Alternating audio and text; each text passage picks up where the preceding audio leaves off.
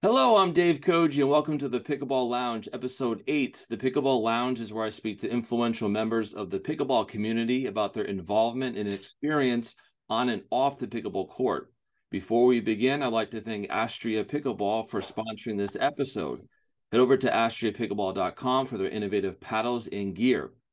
Today's special guest is none only than DJ Young, a professional pickleball player on the PPA Tour and the MLP. He's one of the coolest and dopest guys on the Pro Pickleball Tour and is constantly a high-performing player. DJ, great to have you. Well, thank you for having me, Dave. Absolutely. So my first question to you here, DJ, is what impacted your decision to pick up that pickleball paddle, start playing the game? And was that a natural transition from your tennis background?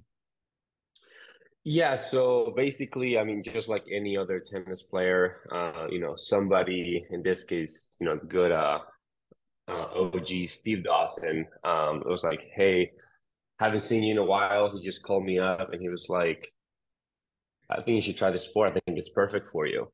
And then fast forward, played it, didn't like it very much. And then my dad actually liked it. And so later on, he was like, hey, let's go do this together. And I was like, sounds good. And then eventually, it just kind of became a thing, started playing together.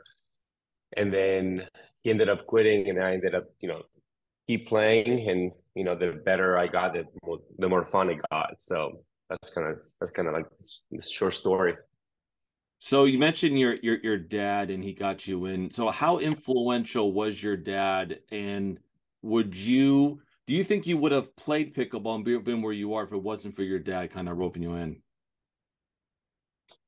That's a good question. I don't know. The thing is, I actually didn't like it very much at first, right? So there's a chance that I would have never tried it again until later years when more people started playing it or something. So he was probably very influential. And then again, like I said, it was just extremely fun to be able to, go out there and play with my dad and be extremely close on level for a long time. So it's probably extremely influential for sure. Now you mentioned that he kind of doesn't play anymore, but since you've kind of made it to where you are and the success you've had, has he dusted off the paddle to play with you at all? Is he still just watches you play and that's it? No, see, he only watches me play. I was only recently, so he hasn't picked up a paddle in probably like 3, 4 years. Yeah. And I've been playing for 5. But basically, right after Newport, PPA Newport recently, he was like, "Huh, maybe I do want to go out and like hit a couple balls." So that's still on the works, but we'll see. Yeah, it's the magic of the game and watching it. You just kind of reels you back in. Hmm. On the topic of your family, um, you know, being in the spotlight and especially pickleball growing as huge as it is today, how important is your family and friends kind of supporting you in this and you kind of your new venture here? Yeah, I mean, it's extremely important. I live in Austin, as everyone knows, and my family lives in San Diego, so I like to come and visit quite often. I personally got extremely lucky with my parents. They're both super supportive, never really have any problems with them. When I get home, I just stay with them, hang out. So I think it's extremely important. Um, as far as friends, uh, I think that's a little bit different. Usually friends is more for like fun and just kind of like hang out and just kind of like shoot the shit, right? Yeah, Whatever. yeah. Excuse me for the cousin, but I would definitely say family for me has been extremely important and supportive in my and playing their role for what I do today for a living. I guess I don't know how to word it exactly. Yeah. No, I completely understand. It seems like, a lot of players I speak to, their family is very influential in their lives. And, I'm sure there's some variations there, but I'm curious to hear that. So, you're a passionate guy, and I think that if you're a competitive player, this needless to say, right? If you're a competitive player and you got that competitive juices flowing, not everyone understands that, right? If you're just watching, you're not playing, you're not a player, haven't played sports, it's hard to turn that off once you kind of have it on. So, when you're in the heat of the moment, in a game, in a match, right? what keeps you focused during that game if things are not going your way? How do you kind of calm yourself down? Uh, you know, that's an interesting question because like the first thing that comes to mind is, just saying kind of like, take deep breaths, kind of take it slow, go to the towel, wipe your face off. Just kind of like everything happens so fast and, game to 15 to games to 11 that you might want to try and prolong it as much as possible. Um, but the truth is that when I'm actually playing and even when I'm fiery, like my heart rate doesn't actually go up that much ever. Like I'm extremely chill, even on the court, just like internally, I guess. Um, but yeah, I don't know. You just have to like make sure that you're really. I think some people play better when they're going very fast, serving quick, hitting drives, whatever. I actually play more like the slow game because I've been playing for so long. So I kind of like, hitting my third, getting up, hitting some things, and then flicking a ball. So for me, it's just, I don't really have anything that I go to. I just think I'm very, very like laid back, even when I play. Yeah. Yeah, I get that way too. You kind of let it out, but it's not controlling you. Your emotions are not controlling your game. You are controlling Mhm. emotions. And so, um, so DJ, got a new segment here I want to try out on you.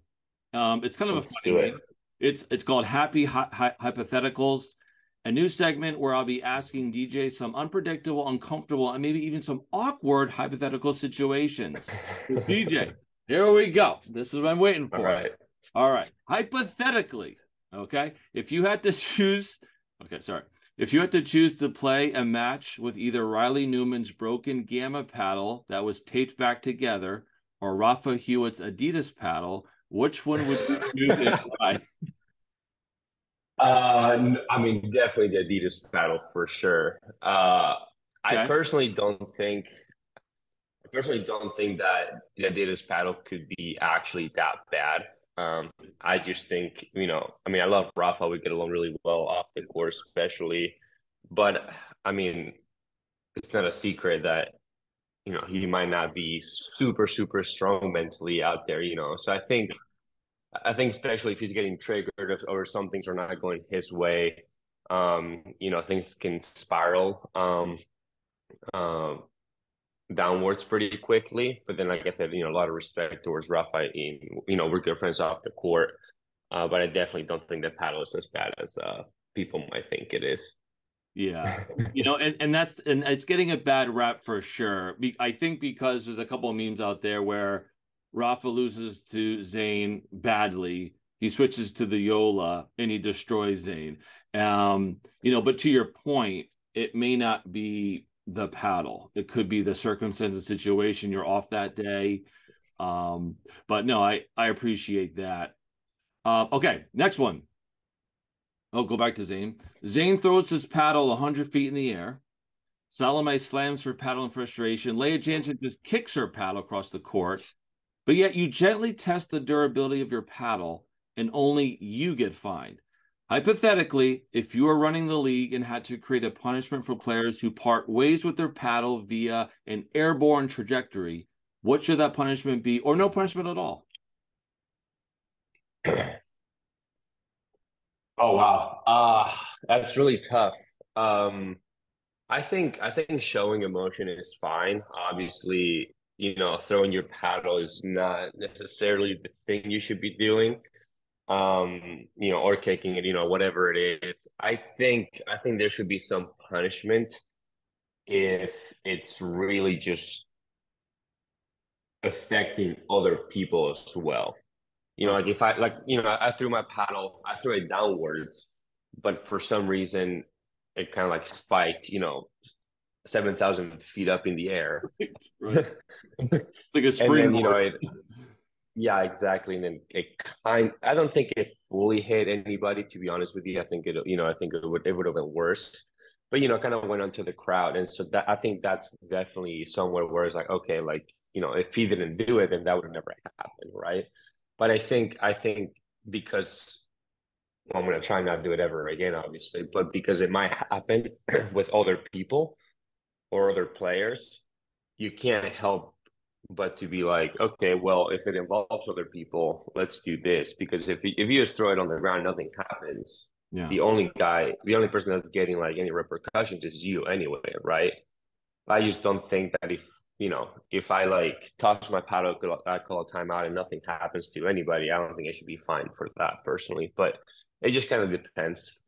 Yeah, I was talking to I had Pickleball Will on the show, and we're kind of talking about this, and we're saying that we're discussing that it shouldn't be this shouldn't be the result of the paddle throw kick or whatever. It should be more seen of the action. So you slam your paddle, it doesn't go into the crowd. There's no issue. You're not trying to do that. Like obviously you're not trying to, but the same throws his paddle in the air, it doesn't hit anyone should also that be looked at from the action perspective. And so I think to your point, if it doesn't hurt anyone, then it might be okay. You might know better than me. What are the tennis? You've seen tennis how sometimes people just destroy their racket. Is there a penalty in game for doing that? Well, there's probably like there's probably like a technical warning, Okay. maybe like a verbal warning. I don't fully know the rules. I know that unless it's something extremely like crazy, where like a guy throws his racket and like breaks it and goes to the bag and does it again and grabs another one.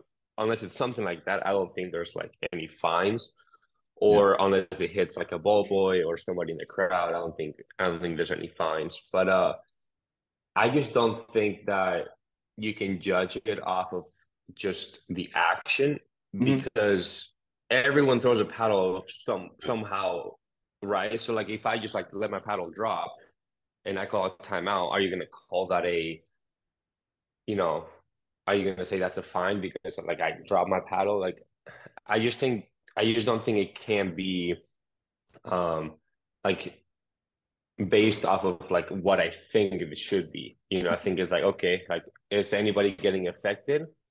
No, okay, it's probably fine, right? Like everyone has some emotion, and if not, then I think it should be, you know, fine for sure if it happens to have anybody else involved.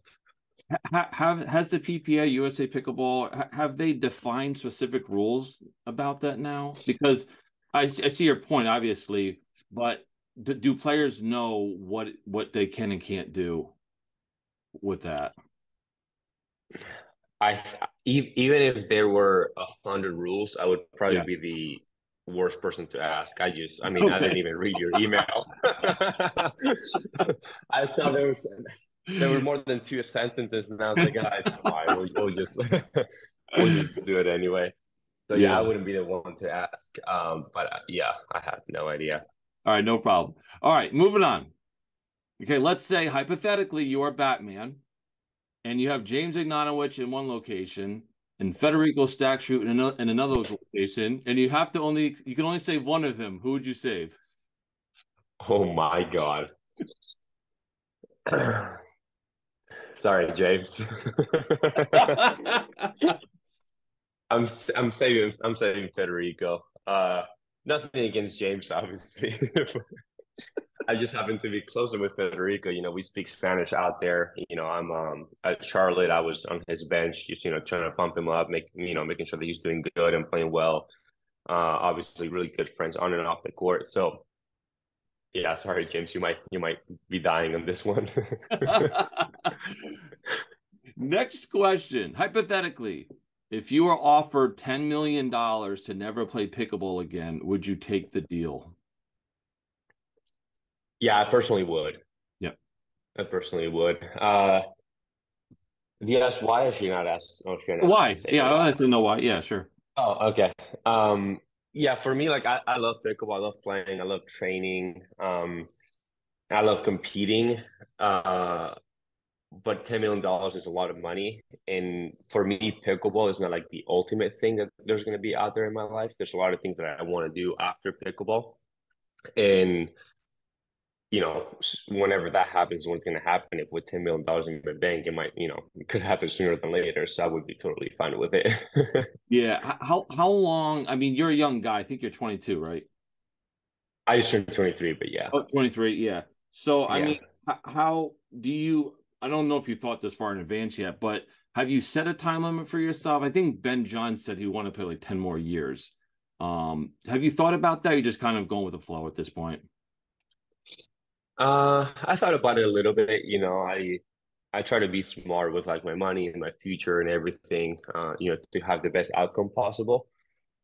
And so, I mean, I'll probably play until it just makes sense. And then, I don't know how long that's going to be. I think I'm years away from my prime. So I'm Yeah. hoping to definitely be playing when I hit my prime.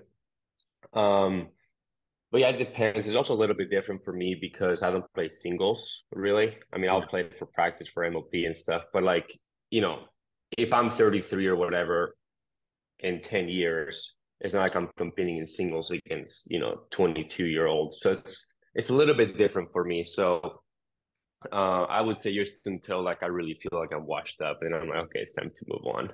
Right. Yeah, that makes a lot of sense. And you never know what opportunities come your way that you're unsure of right now. It could just pop up, you know. And who knows where pickleball is going. So, Yeah, totally. all If right, it happens to just be singles, it might be tomorrow. right, right. All right, last one in this segment. Hypothetically, if there was a skills competition for pickleball pros and one of the events was the paddle throw, who would win? Who would be able to throw their paddle the furthest?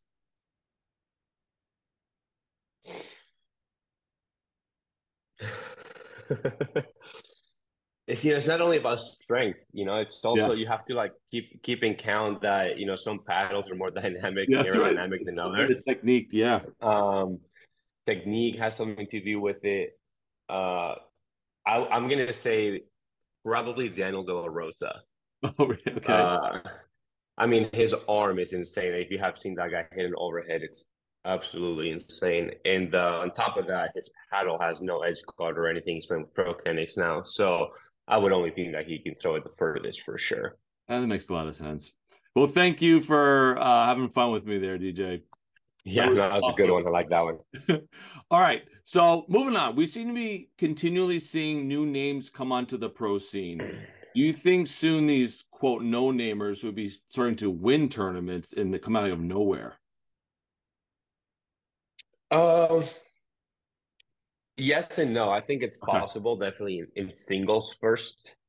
I mean, Jack Sock was the perfect example, right? Like he was pretty good at singles. He lost in the quarters, but I mean, just getting to the quarters in singles is like nearly impossible. And then I would say that comes the easiest. And obviously, mixed doubles second. He played really well. He was able to overpower the girls and a lot of the guys too with his forehand. So I think that's possible, especially if you have the right partner. Annalie is, obviously extremely Right. dominant, and you can. I mean, I think a lot of people could win with Annalie. Right. Um, but I don't think anybody ever is going to get on a men's PPA tour doubles bracket and just win. I just don't think it's possible at all. It's like a complete different game because singles is basically tennis nowadays with these Yeah. paddles, and it makes doubles you can kind of just overpower people. And if you have really fast hands and if you're extremely athletic like Jack is, then you can kind of get away with it too, like he did, and a good partner. But in men's doubles, you just can't do that because I'm just standing still, whatever I am. So it's like there's not really any holes, right? And there's just so many good players. I just don't think it would be possible in men's doubles, but I think it's possible in mixed and singles, unless Ben just does Ben things and just beats you up in the finals like he did to to Colin Schick. Right. Well, that's what I was thinking of the Colin Schick thing, right? I was like, oh my goodness. As far as Jack Sock, obviously big name coming out of tennis. Um, do you think that's good for the sport to see tennis players coming in and like a Jack Sock and doing as well as he did? What are your thoughts on that situation? Yeah, I personally think it's really good. He has a huge fan base. He's obviously very, very good about tennis and pickleball. I haven't talked to him very much, but my interactions have been good.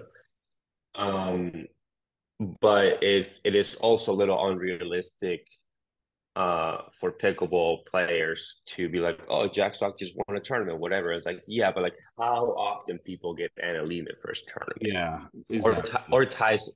or Tyson, right? They didn't do well. You know, it happens in pickleball, but you know, like I haven't even played with Tyson, right? I haven't played with for 5 years. Yeah. Even though I've had very good partners. And so like I think it was a little of a unrealistic situation. Also, Ben wasn't there, Yeah. so Anna Lee. I don't think Anna Lee would not play with Ben if Ben was there. Um, so yeah, I think it's really good for the sport. I think he's a great guy and obviously extremely talented. I just don't know how often something like this will happen because most people just have to like climb the ranks for like 2 years before they get one good partner. Yeah, my personal take on this is it's good for the sport, good exposure. I'm happy he didn't come in and win all three events. I'm not saying he could have. I just feel like, and I know he started playing a lot of pickleball right coming in, but it's good to see that there's that resistance, and even the great Jack Sock needs to put in more work and needs to climb that ladder like everyone else does. Um, to your point about Anna Lee, I think if anyone plays with her, you're probably going to win, right? Um, and so, it's I think I heard that he's going to try to balance pickleball and tennis to play both. And so I think it'd be good for the sport to see him play more tournaments ongoing. Yeah, yeah, absolutely. I'd be curious to see, if his next tournament he doesn't play with a top pro, how he's gonna do.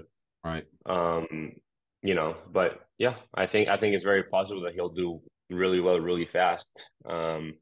But like I said, men's doubles is just so tough. I mean, me and Jay, I think, are very, very good, and we got absolutely spanked in the semifinals. And it took, hard work to get to the semis, and we just got destroyed by Jed and Dylan. So Yeah. No, those guys are insane. yeah. um, so in regards to the PPA tour, what would you like to see improved about your experience on the tour? Anything that kind of bothers you that you want to see fixed with your experience? Um, Nothing that necessarily bothers me, but I definitely do think there can be a little things here and there that could be improved. Especially like pickleball is such a visual game, that I just don't think some like, having paddles are a white, backgrounds are a white when you're playing, the fans being so close to you, like I'm sitting on the bench and there's like fans like literally next to me, Right. like seat next to the other. I think it's very, very small, very compacted. So hopefully having a little more space. I mean, you could see that too at I don't know if you know about the Pablo Yes. altercation out there Yeah, in Newport. I It's saw like it. Yeah. it's like I love Pablo and he didn't really do anything wrong. He just kind of like reacted, right? But the guy is like literally next to Pablo. It's Like, dangerous. where's Pablo? Yeah, what is Pablo supposed to do? You know? And it's like, oh, well, you're professional, this and that, and this and that. But it's like, yeah, it's been like an hour and a half of like this guy just on my face the entire time, right? So I'm kind of with Pablo there personally. Um, so yeah, I would say that the white paddles and just kind of like the visuals of everything, like, having that contrast with like the white lights, the white ceiling, the white paddle, the white shirts is extremely hard to see. So hopefully a couple things here and there, would be good to fix. Yeah, no, I did want to bring up the Pablo situation because I also agree with you that it should not be the player's responsibility to police the crowd. The PPA, the referees, I know they have an important job, but if they see and recognize that happening, there's got to be security there. At least talk to the guide or the guys, and if they get a warning, and if they still act up, you remove them from the game because God forbid a Monica Seles situation happens and someone gets that situation, Monica Seles back in the day. Yeah, she got stabbed, right? She gets stabbed. She gets stabbed. So the God forbid that ever happens, and I probably won't, but you don't know that the sport's growing. People get more popular. So I would like to see it's an iterative and an improving process, the PPA tour with the testing and paddles and all the other stuff. So hopefully that doesn't continue and they could police that a little bit better. I gotta say, I want to know your thoughts on this too. One of my biggest pet peeves about the PPA tour, maybe an MLP as well, is that the players having to climb under the bleachers, go around trying to get the ball, like getting down. And it's funny again. Pickleball Will kind of thought it was kind of funny, but dude, what are your thoughts on that? Like tennis, uses the ball boy, ball girl, but pickleball, you have to be contorting yourself to find balls sometimes. Does that annoy you during the heat of a match? Uh, I mean, you make a good point. I don't know if this is the route that you want me to go, but I would say, if we had ball boys and ball girls, I just don't even know where they could stand on the court. It's it's so tight in there, Like I played Deco and Callan and on GSB, and Deco was like literally pushing back Right. the thing to be able to just return. And I don't even serve that big. Um, but I personally don't mind just kind of looking for the ball. A lot of the times it's honestly just a good break, Oh you yeah. know. So that's not a huge deal. But going to get the ball under a bleacher and then going through all the fans that are there, that's all different, right?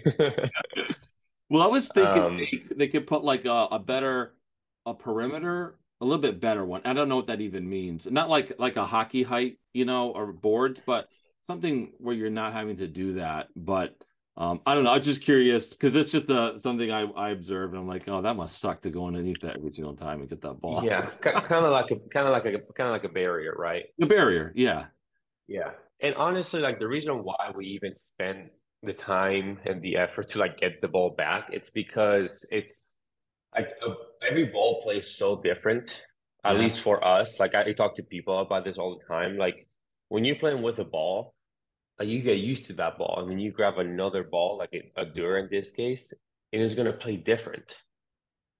yeah, It's still a Dura, but it's like, in a match where if you missed two-thirds and they missed zero, right. the ball could make a difference. So yeah, I think that's the reason why, because like we just really get used to this ball. Where in tennis, I think for the most part, they all kind of like play very similarly. But I do know there's things here and there where they'll serve the first serve with the ball that has less hair because it goes faster Right. through the air, and then second serve will be the one with more fuzz. So like it just yeah, I don't know. So do you have a ball preference, a ball type? X40s, Duras, do you have any preference? Uh, Honestly, probably not. I just would like to be consistent with it. Yeah. Um, like with MOP, the first MOP, like I think it was like a day or two before they were like, "Oh, we're playing with the Franklin." Like, oh my God, okay, sounds good. And then the second MOP, you don't know which. And this is not a dig to MOP at all. It's just a fact. That's just what happened. And the second MOP, I don't think they knew what they were gonna do, so they waited a couple of days. And luckily, we had been playing with the Dura regardless, so it's fine. Um, so yeah, I would just like to see some consistency, which the PPA Tour has. I just don't know what MOP is gonna do, but regardless of whether it's like an Oso or a Dura or a Franklin, an Onyx, I just don't Yeah. care. Just give me the same ball. Yeah. Now, what do you prefer, the side out scoring or the rally scoring from like an MLP event? What do I prefer personally, or what do I think is better for the sport? Both. Personally, I would like to see. I like the rally scoring without the freeze. Oh, okay. You Without the know, okay.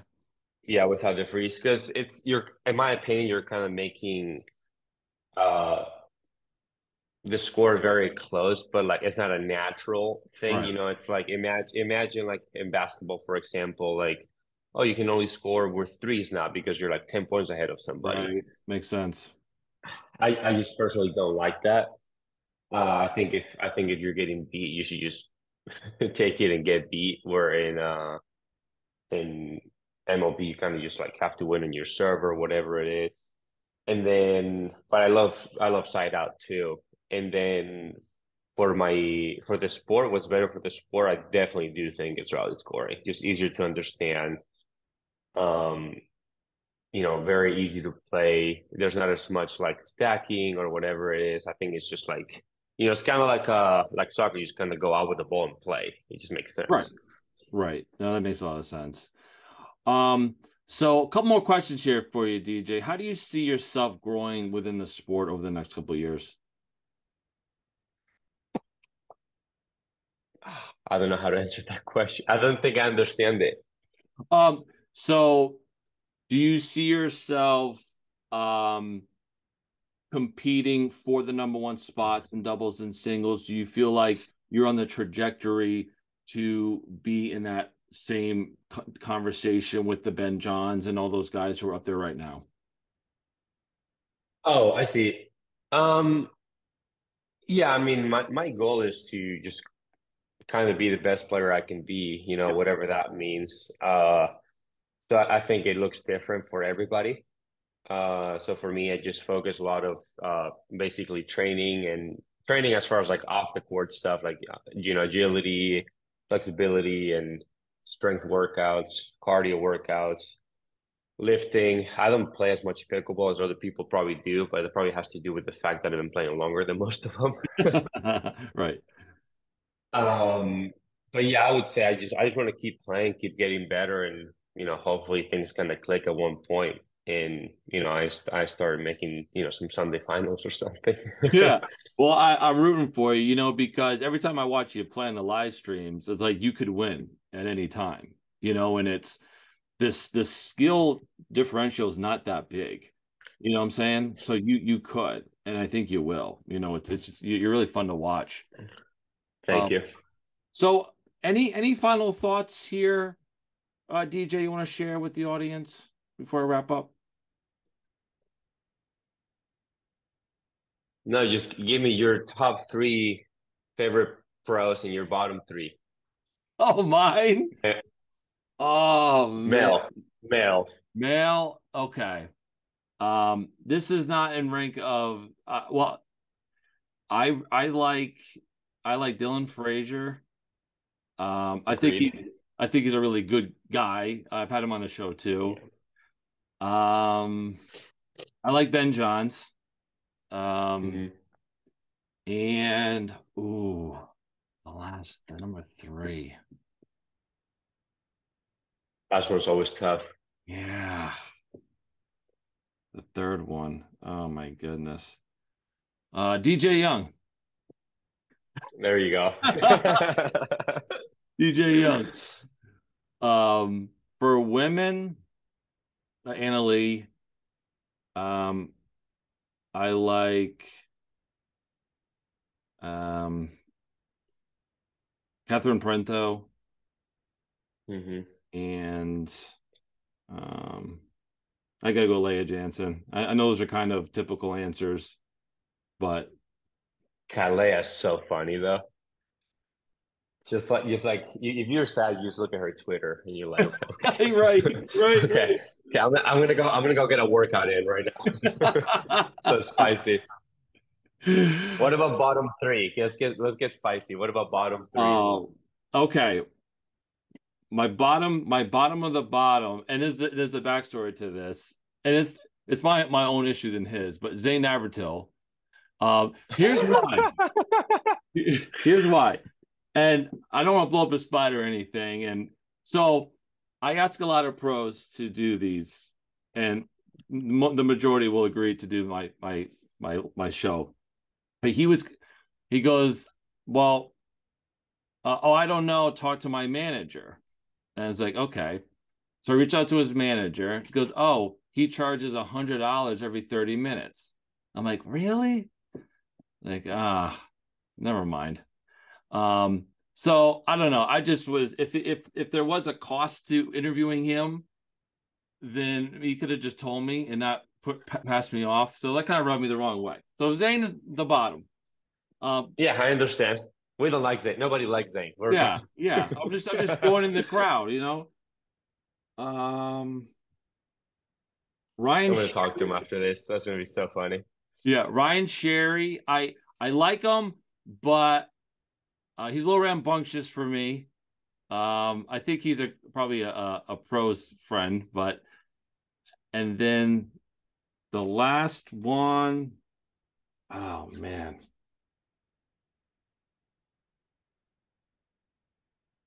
Oh man. I this is gonna be an unpopular opinion, but I'm gonna say Tyson McGuffin because the only reason because the serve. It's too legal for me. It's too damn close, and no one calls it. And by the way, DJ, if you notice, and I do, when sometimes he serves it, his left foot, if he's on the even side, his left foot is on the line.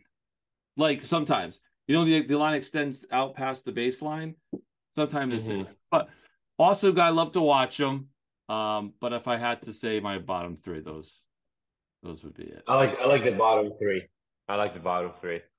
I love Zayn personally, but but I think it's hilarious that you have a little problem with him. I think it's really funny. He doesn't even know who I am, but it's kind of like I guess, a funny thing. But obviously Zayn is a very talented guy, no doubt. But I was like, come on, What man. about what about the ladies? Ah, the ladies. There's not a lot of them, so So I know. Well, probably um I'm gonna okay. So I said one of these in the top three, but there's that part of me that has them in the bottom three. Okay, Leia Jansen, because fair. the whole, and again, super talented. I don't know her apology about the delamination and not apologizing to Salome, and I know everyone's got a problem with her, but I thought she was on like Zane's podcast and kind of calling her out. I just thought maybe an apology to her in her written apology. Personally, um, who else? Um, Elise Jones, because she also was going to charge me $100 for 30 minutes. Probably the same manager. um, I personally think, and not a dig to anybody, but like $100 is so meaningless. yeah, Like what? Like why? You know what I mean? Like if you said like $1,000 for like a half an hour podcast, I'd be like, okay, at least you're kind of shooting your shot. yeah, Like sure, you know what I mean? You make 1,000, but like just $100 for half an hour it just seems like you might as well just do it for nothing. yeah. I mean, I know. I don't, that's how I view it personally, but I don't know. I could be wrong. Um, sorry. No, Yeah. you're good. Yeah. So that was like, come on now, come on, man. If you don't want to do it, just tell Yeah. me. Because I love the game. I love the culture. I love spreading. I try to get new players to come into the game, and I'm just trying to contribute to it. Um, it's kind of stinks that they have that mentality, and it is what it is. But Yeah. so, but DJ, I can't thank you enough. This was an awesome interview. You're a cool dude and a dope dude, by the way. Thanks, bro. Um, Thank you. And so I wish you the best of luck, and hopefully we start seeing you on those Sunday championship days. Yeah, sounds good, Dave. Thank you so much. Really happy to be here. Happy to, talk some trash on James Ignatowicz. It's always a good time. It's always a good time. And hopefully you'll have me again. Yeah, definitely will. Thanks, DJ. Have a good one. All right, thank you. Have a good one. Bye. You too. Bye.